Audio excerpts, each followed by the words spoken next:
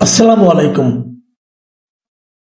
প্রিয় দর্শক, আপনারা জানেন আর কদিন পরে মানে এই সেপ্টেম্বরের 21 তারিখে প্রধান উপদেষ্টা ডক্টর মোহাম্মদ ইউনূস যুক্তরাষ্ট্রে যাচ্ছেন। উনি যুক্তরাষ্ট্রে যাচ্ছেন জাতিসংঘের সাধারণ পরিষদের ৮০তম অধিবেশনে যোগ দিতে। গত বছর যখন উনি দায়িত্ব নিয়েছিলেন তখন উনি এই অধিবেশনে যোগ দিতে মানে ৭৯তম অধিবেশনে যোগ দিতে কিন্তু যুক্তরাষ্ট্র গিয়েছিলেন। সেবার তিনি সঙ্গে নিয়ে গিয়েছিলেন এই মাহফুজ আলম সহ আরো কয়েকজন ছাত্রকে। এবার তিনি সঙ্গে নিয়ে যাচ্ছেন ৪ জন রাজনীতিবিদকে, ৩টি দলের ৪ জন রাজনীতিবিদ। এই ৪ জন রাজনীতিবিদকে বিএনপি থেকে যাচ্ছেন বিএনপির মহাসচিব মির্জা ফখরুল ইসলাম আলমগীর, আর বিএনপির ভারপ্রাপ্ত চেয়ারম্যান তারেক রহমানের পররাষ্ট্র বিষয়ক উপদেষ্টা ও দলের কেন্দ্রীয় কমিটির আন্তর্জাতিক বিষয়ক সম্পাদক হুমায়ুন কবির। এই ভদ্রলোক মোটামুটি অচেনা, উনি মানে জাতীয় রাজনীতিতে ওনার খুব একটা নাম দাম আমি এর আগে শুনিনি।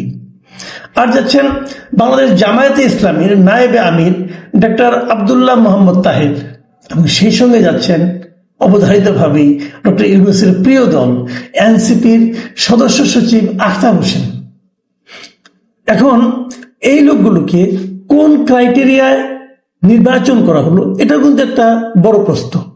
কারণ দেখেন, জাতীয় ঐক্যমত্য কমিশনে প্রায় ৩৫টা রাজনৈতিক দল অংশ নিচ্ছে, এবং সেখানে কখনো বলা হয়নি যে কোন রাজনৈতিক দলের কথা বেশি শোনা হবে, কোনটাকে কম শোনা হবে। হিসেব অনুযায়ী সব দলই তো একই রকম, সবাই তো একই রকম গুরুত্ব পাবে, এটাই তো প্রত্যাশা করা যায়। তা না হলে আমরা এটাকে একটা নির্দলীয় সরকারি বা কেন বলবো? তা না হলে আমরা এটাকে একটা নিরপেক্ষ সরকারি বা কেমন বলবো? তা না হলে আমরা নির্বাচনের জন্য একটা লেভেল প্লেইং ফিল্ড তৈরি হয়েছে এমন দাবি বা কিভাবে করবো? কিন্তু আপনারা দেখবেন, যখনই ডক্টর ইউনূস কোনো আলোচনার জন্য রাজনৈতিক দলদেরকে ডাকেন তখন প্রথমেই ডাকেন এই ৩টা দলকে, এবং তারপরে যেন লোক দেখানোর জন্য অন্য দলগুলোকে ডাকা হয়। এনসিপির জনপ্রিয়তা অথবা এনসিপির ভোট কত, এটা কি কখনো পরীক্ষা করা হয়েছে? কখনো পরীক্ষা করা হয়নি। এই দলটার কি কোনো জাতীয় নিবন্ধন আছে নির্বাচন কমিশন থেকে? তাও নেই, এটা অনিবন্ধিত দল। এবং এই দল কি অনেক বেশি জনপ্রিয় তার প্রমাণ তো আমরা কয়েকদিন আগে ডাকসু নির্বাচনে পেলাম। ৫ থেকে ৬ নম্বরে তারা হয়েছে, এবং এতই জনপ্রিয় যে তারা চট্টগ্রাম বিশ্ববিদ্যালয়ের কমিটি পর্যন্ত দিবে না, মানে নির্বাচনের অংশগ্রহণ নেওয়ার সাহস পাচ্ছে না। এমন একটা দলের অনভিজ্ঞ একজন লোককে নিয়ে উনি যাচ্ছেন। আগের বার গিয়েছিলেন মাহফুজ আলমকে যে নিয়ে বিশ্ব মঞ্চে যে নিয়ে মাস্টার মাইন্ড হিসেবে পরিচয় করে দিয়েছেন, পরে আবার স্বীকার করছেন এটা তার ভুল হয়েছে। তো এরকম কাজই তো হবে এখন, কিন্তু সেটা হোক, সেটা নিয়ে আমার কোনো বক্তব্য নাই। আমি জানতে চাচ্ছি যে তুমি হয় নিলেন, ওনার নেওয়ার একটা উদ্দেশ্য থাকতেই পারে, সেই উদ্দেশ্য নিয়ে আমি টুকটাক একটু আলাপ করতে চাই। কিন্তু তার আগে আমার প্রশ্ন, এই দলগুলি কি করে গেল, কেন যাচ্ছে ওনার সঙ্গে, কি হিসেবে যাচ্ছে? বিশেষ করে যে দলটার উপর আমরা সবাই খুব ভরসা করি, তাকিয়ে থাকি, বড় দল হিসেবে বিবেচনা করি, যারা নানা রকম নেতা, যাদের নেতাদের কথাবার্তায় আকার ইঙ্গিত নানাভাবে প্রকাশিত হতে থাকে যে তারাই হয়তো আগামীতে ক্ষমতায় আসছেন, সেই বাংলাদেশ জাতীয়তাবাদী দল বিএনপি, তারা কিভাবে ডক্টর ইউনূসের সঙ্গে কোন বিবেচনায় যাচ্ছেন, এটা কিন্তু আমার মনে একটা বড় প্রশ্ন। এই প্রশ্নটা নিয়ে আমি একটু আলোচনা করতে চাই। দেখুন, তারা যখন যাবেন, এই জিনিসটা আমরা প্রথম জানলাম হলো গিয়ে যে প্রেস সচিব যিনি আছেন প্রধান উপদেষ্টা, তিনি একটা ব্রিফিং করেন, এবং পররাষ্ট্র উপদেষ্টা যিনি আছেন তিনিও বললেন, দুজনেই বলেছেন, দুজনের কাছ থেকে কিন্তু আমরা জেনেছি। প্রেস সচিব কি বলেছেন শুনেন। উনি বলেছেন যে এই রাজনৈতিক দলের নেতারা যাচ্ছেন, সেটা যাচ্ছেন প্রধান উপদেষ্টার আমন্ত্রণে, মানে জাতিসংঘে তাদের কোনো কাজ নাই। জাতিসংঘে ওখানে যাই কি মির্জা ফখরুল ইসলাম আলমগীর কোনো বক্তৃতা দেবেন, কোনো ভূমিকা অংশগ্রহণ করবেন, কোনো মিটিং এ বসবেন, কোনো চুক্তিতে অংশ নেবেন? কি ওনার কাজটা কি? ওনার কাজ কিছুই না। উনি প্রধান উপদেষ্টার আমন্ত্রণে যাচ্ছেন, মানে বেড়াতে যাচ্ছেন। ওনার তো সময় আছে, দেশের এই অবস্থায় ওনার ওখানে বেড়াতে যাওয়ার সময় আছে, থাকা উচিত। ওনার দলের শীর্ষ ব্যক্তি যিনি আছেন এই মুহূর্তে ভারপ্রাপ্ত চেয়ারম্যান, উনিও দেশে নাই। দ্বিতীয় শীর্ষ ব্যক্তি হিসেবে ওনাকে ধরি, উনিও দেশে থাকবেন না কয়েকদিন আগামীতে। ভাই, দেশের মানুষ, দেশের স্বার্থ, দেশের কর্মকাণ্ড এত গুরুত্বহীন যে সময় বেড়াতে যাওয়া যায়, কাজটা কি ওনার ওখানে যে কি করবেন? ওনার কোনো কাজ নাই। ওনাকে নিয়ে অন্যদের কাজ আছে, ওনাকে নিয়ে হয়তো ডক্টর ইউনূসের কাজ আছে। সেই কাজ থেকে আমরা একটু বোঝার চেষ্টা করি। আর ওনার সঙ্গে কেন যাচ্ছেন পররাষ্ট্র বিষয়ক উপদেষ্টা মিস্টার হুমায়ুন কবির, সেটা আমি বলতে পারবো না। ওনার সম্পর্কে আমি জানি কম, কাজে আরো বলতে পারবো না। জামাত ইসলাম যাচ্ছেন, নায়েবে আমির আব্দুল্লাহ মোহাম্মদ তাহের ডাক্তার সাহেব, উনিও যাচ্ছেন আমেরিকার আমন্ত্রণ, আমেরিকা যাওয়ার ঘুরে বেড়ানোর আমন্ত্রণ হয়তো উনি উপেক্ষা করতে পারেন নাই, উনিও যাচ্ছেন, ভালো কথা যান। এনসিপির সদস্য সচিব নিয়ে কথা বলতে চাই না, কারণ এটা তো ডক্টর ইউনূসেরই দল বলে আমি মনে করি পার্সোনালি। প্রেস সচিব কি বলেছেন? তারা বলেছেন তারা মানে এরা যারা নাকি ডক্টর ইউনূসের আমন্ত্রণে যাচ্ছেন, তারা সরকারের অংশীদার হিসাবে এ ধরনের বৈশ্বিক প্ল্যাটফর্মে অংশ নিচ্ছেন। তার মানে এই নেতারা অথবা এই নেতাদের দল বিএনপি, জামায়াতে ইসলামী এবং এনসিপি এগুলো সরকারের অংশীদার। এটা আমরা নোট করে রাখলাম। মানে এই সরকারের যত কর্মকাণ্ড আছে তার অংশীদার হচ্ছে এই দলগুলো, মোটামুটি এই তিনটা দল। অন্য দলগুলোর কথা বলতে পারবো না, কারণ অন্যদেরকে তো দাওয়াতও দেন নাই। তাহলে এই তিনটা দল সরকারের অংশীদার, মাথায় রাখবেন আপনারা সবাই। এই সরকার ভালো মন্দ যা কিছু করুক, এই তিন দলের দায়। এই সরকার যদি কোনো ডিজাস্টার করে আগামীতে, তার দায়ও এই তিন দলকে নিতে হবে, কারণ তারা সরকারের অংশীদার। মির্জা ফখরুল ইসলাম আলমগীর কি টের পেয়েছেন তাকে নিয়ে কিরকম বাণিজ্য হয়ে যাচ্ছে? বিএনপি কি টের পেয়েছে তারা কিভাবে এই সরকারের অংশীদার হয়ে যাচ্ছে? বিএনপি বলেছিল তারা সরকারকে সমর্থন দিবে, সমর্থন দেওয়া এক কথা, আর অংশীদারিত্বের মধ্যে ঢুকে যাওয়া আরেক কথা। আমি মাঝে মাঝে বুঝি না এদের রাজনীতিগুলি কেমন।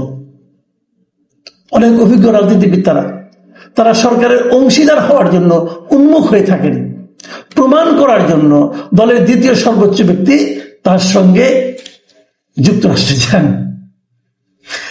পররাষ্ট্র উপদেষ্টা কি বলেছেন সে কথাগুলো আমরা একটু শুনি।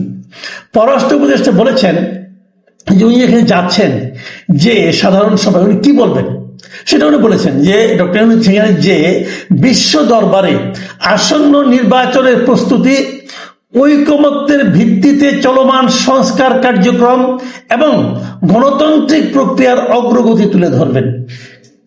ভেরি ইন্টারেস্টিং যে ঐকমত্যের ভিত্তিতে যে চলমান সংস্কার কার্যক্রম চলছে এই বিষয়টা উনি এখানে তুলে ধরবেন এবং দেখাবেন যে আমার সঙ্গে এরা আসছে এবং আমরা সংস্কার কর্মসূচিতে যাচ্ছি, সংস্কার কর্মসূচি আমাদের হয়ে যাচ্ছে, হচ্ছে। সংস্কার কর্মসূচি কি ঐকমত্যের ভিত্তিতে শেষ হবে এরকম মনে হচ্ছে, এবং যদি সেটা মনে হয় তো সেরকম যদি কিছু একটা হয় সেটা কি আমাদের সাংবিধানিকভাবে বৈধ হচ্ছে? মাথায় রাখবেন এই সরকার কিন্তু নিজেই নিজেকে ঘোষণা করেছেন এরা একটা সাংবিধানিক সরকার। তো সাংবিধানিক সরকারের মধ্যে আপনি কিভাবে ঐকমত্যগুলি পুনঃস্থাপন, উদাহরণ দেব বলি আপনাকে, দুটো উদাহরণ দিই। আপনি সংবিধানে যদি কোনো পরিবর্তন করেন, আমাদের সংবিধানে বলে দেওয়া আছে সংবিধানের পরিবর্তনটা আপনি কিভাবে করতে পারেন। যদি এই সরকারটা সাংবিধানিক সরকার না হতো, যদি কোনো বিপ্লবী সরকার হতো, তাহলে তারা তাদের মতো করে করতে পারতো। কিন্তু যখন তারা স্বীকার করে যে আমরা সাংবিধানিক সরকার, তখন তাদের কিন্তু সংবিধানের মধ্যেই থাকতে হবে, এর বাইরে যাওয়ার কোনো উপায় নাই। কিভাবে আপনি সংবিধানে পরিবর্তন করবেন? কিভাবে আপনি দ্বিকক্ষ বিশিষ্ট পার্লামেন্টের কনসেপ্টটাকে বাস্তবায়ন করবেন? আমাদের সংবিধানে তো দ্বিকক্ষ বিশিষ্ট পার্লামেন্টের কোনো অপশনই নাই। তো সেরকম একটা সংস্কার কর্মসূচি নিয়ে যখন নাকি একটা অচল অবস্থা তৈরি হয়েছে, সেই সময় ডক্টর ইউনূস ওনাদেরকে সঙ্গে নিয়ে যে বলবেন যে আমরা একটা ঐক্যমত্যের ভিত্তিতে সংস্কার কার্যক্রম চালাচ্ছি এবং এটা সফল হবে।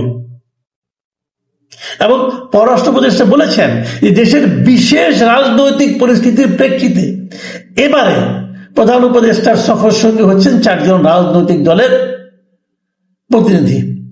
মানে দেশের একটা বিশেষ রাজনৈতিক পরিস্থিতি এই মুহূর্তে বিরাজ করছে, যখন ডক্টর ইউনূসকে বিশ্ব দরবারে দেখানোর প্রয়োজন হয়ে গিয়েছে যে এই সকল রাজনৈতিক দলগুলো আমাদের সঙ্গে আছে।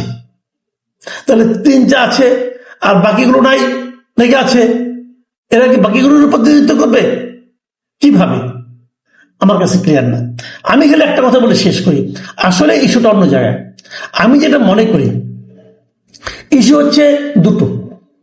একটা হলো তার সমস্ত কর্ম, যেটা আমি এতক্ষণ ধরে বললাম, তার সমস্ত কর্মকাণ্ডে, তার সরকারের সমস্ত কর্মকাণ্ডের ব্যর্থতা হোক, সফলতা হোক, আউলা ঝাউলা বাজানো হোক, যত কিছু হোক, তাতে উনি বিএনপিকে এবং জামাতকে পার্ট করে নিলেন, এরাও পার্ট হয়ে গেলেন, এক নম্বর। দ্বিতীয় যেটা, এবং এটাই সম্ভবত সবচেয়ে গুরুত্বপূর্ণ ইস্যু, যেটা বলে আলোচনা শেষ করব, সেটা হলো এই সরকারের ইদানিংকালে বিদেশের মাটিতে কিছু তিক্ত অভিজ্ঞতা হচ্ছে। সেই তিক্ত অভিজ্ঞতাগুলি কি? যেমন কয়েকদিন আগে আমরা দেখলাম যে ইংল্যান্ডে, লন্ডনে তথ্য বিষয়ক উপদেষ্টা যিনি গিয়েছিলেন, মাহফুজ আলম, ওখানে ওনার গাড়িকে লক্ষ্য করে ডিম ছোড়া হয়েছে, হইচই করা হয়েছে, স্লোগান দেওয়া হয়েছে, অনেক কিছু হয়েছে। আওয়ামী লীগ করেছে, আওয়ামী লীগ ওখানে যারা আছে তারা করেছে।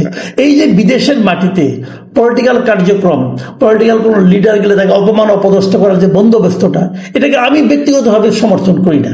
এটা আগেও করতাম না, এখনো করি না। আগে আওয়ামী লীগের আমলে বিএনপিরা করতো, আবার বিএনপিকে প্রতিহত করার জন্য আওয়ামী লীগের লোকজন থাকতো, একদিক দিয়ে প্রধানমন্ত্রী বেরোতেন, দুই পাশ থেকে দুই ধরনের স্লোগান হতো।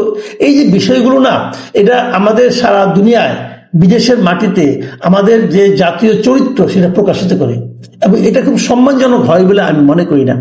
এক্ষেত্রেও তাই হবে, এবং লন্ডনেও তাই হয়েছে।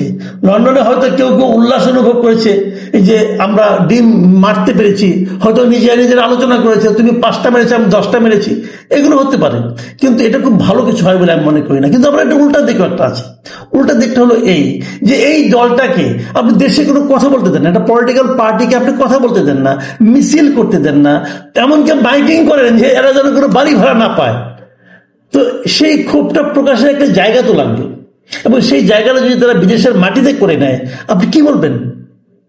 এটা হতে পারে। কিন্তু আবার এখন ডক্টর ইউনূস সেই ভয়টা পেয়েছেন যে নিউ ইয়র্কে তার জন্য সেরকম একটা পরিস্থিতি অপেক্ষা করছে। কারণ আমি যতটুকু শুনেছি, আওয়ামী লীগের সেই জন্য একটা প্রস্তুতি আছে, যারা ওখানে আওয়ামী লীগ করেন। তাহলে কি মির্জা ফখরুল ইসলাম আলমগীরকে নিয়ে ওখানে পাল্টা বিএনপিকে উনি দাঁড় করাবেন? অথবা আব্দুল্লাহ মোহাম্মদ তাহেরকে নিয়ে জামাতে ইসলামের লোকজনকে দাঁড় করাবেন? এনসিপির কেউ নাই রে ভাই, এনসিপি কিছু থাকলে পরে ওটা আমরা মাহফুজ এবেলে দেখতাম, ওরা কিছু করতে পারবে না। তো তাহলে কি হবে? জামাত বিএনপি একত্রিত হয়ে আওয়ামী লীগের সঙ্গে মারামারি করবে, এবং তার মাঝখানে ডক্টর ইউনূস মির্জা ফখরুল হেঁটে যাবেন। দৃশ্যটা একবার কল্পনা করুন, ভিজুয়ালাইজ করুন। আমাদের জন্য অনেক সম্মান বই নিয়ে আসবেন এরা। আমি কিছুই বুঝি না যে আলটিমেটলি এই দেশটাকে, এই দেশের মান সম্মান ইজ্জতকে এই দেশের নেতৃবৃন্দরা কোথায় নিয়ে যাচ্ছেন।